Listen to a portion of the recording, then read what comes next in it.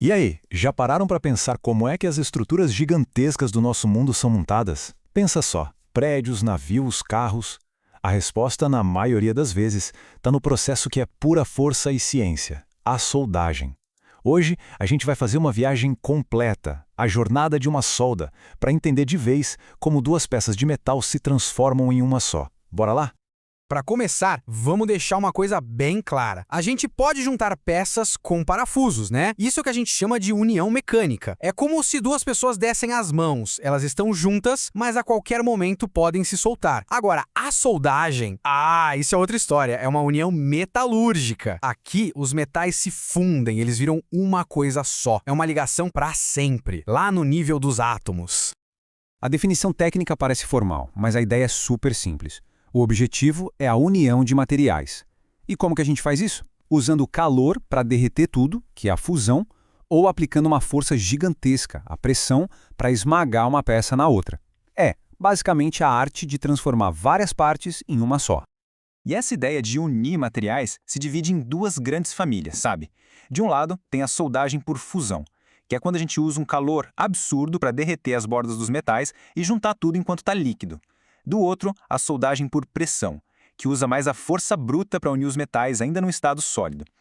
Para nossa conversa aqui, vamos focar no tipo que a gente mais vê por aí, a soldagem por fusão. Bom, agora vem um segredo que muita gente esquece. Uma solda de primeira linha não começa quando a faísca acende, não. Ela começa muito, mas muito antes, lá na preparação. Pode acreditar, essa é a fase mais importante para garantir que a união vai ser forte e vai durar. Pensa nisso como se a gente estivesse cozinhando. Não dá para simplesmente jogar os ingredientes na panela de qualquer jeito, né? Com a solda é a mesma coisa. Se a gente só colocar duas chapas, uma do lado da outra, e soldar por cima, a união vai ser superficial, fraquinha. Por isso, a gente prepara as bordas, criando o que os soldadores chamam de chanfros.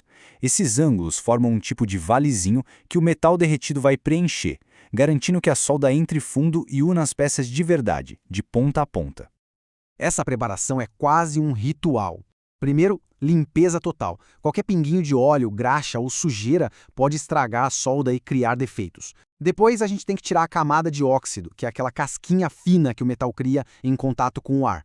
Tem que lixar ou escovar até chegar no metal puro brilhando. E, claro, planejar tudo direitinho para que as peças se alinhem perfeitamente. Em alguns casos, a gente até esquenta a peça antes, só para ter certeza de que não ficou nenhuma umidade escondida ali. Então, o ponto crucial é este. Todos esses contaminantes são os inimigos número 1 de uma boa solda. Eles podem soltar gases no meio do metal derretido, o que causa bolhas e enfraquece a junta. Agora, imagina um pontinho fraco desses numa ponte ou num avião. É algo que simplesmente não pode acontecer. Por isso que a limpeza não é só uma recomendação, ela é obrigatória. Ok, com as peças limpinhas e preparadas, chegou a hora da ação. Vamos criar o coração de todo o processo, o arco elétrico. Para entender fácil, pense nele como um raio, só que em miniatura e totalmente sob nosso controle. A definição técnica parece complicada, né? Descarga elétrica controlada. Mas a ideia é bem simples na verdade.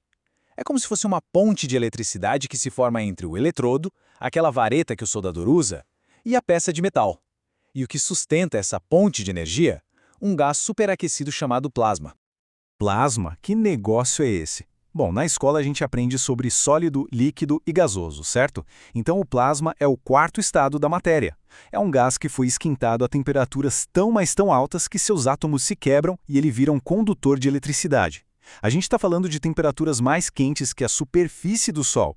É esse calor absurdo do plasma que derrete o metal quase que instantaneamente.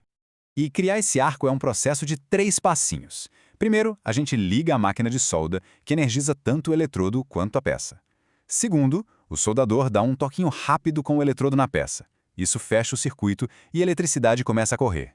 Terceiro, ele afasta o eletrodo só um pouquinho, a eletricidade quer continuar passando, então ela pula esse espacinho, criando aquele arco super brilhante e o plasma super quente. Certo, agora que a gente tem um metal derretido, a tal da poça de fusão, aparece um novo problema. Esse metal líquido é extremamente vulnerável. O oxigênio e nitrogênio que estão no ar que a gente respira simplesmente adorariam se misturar com ele. E se isso acontecer, a solda fica fraca, quebradiça. Pensa no perigo disso na viga de um prédio. A gente precisa de um escudo. E como a gente cria esse escudo? Basicamente de duas maneiras principais. Uma delas é usar um gás de proteção, tipo argônio. A tocha de solda solta um fluxo constante desse gás que cria uma bolha invisível ao redor da poça e simplesmente empurra o ar para longe. O outro jeito é usar um fluxo. É um revestimento que vem no próprio eletrodo. Quando ele queima, libera gases que protegem a solda e ainda cria uma camada de vidro derretido por cima, a escória, que funciona como um cobertor protetor enquanto o metal esfria. Ufa, a solda foi feita. O metal esfriou, endureceu, parece que acabou, né? Mas calma, o trabalho ainda não terminou.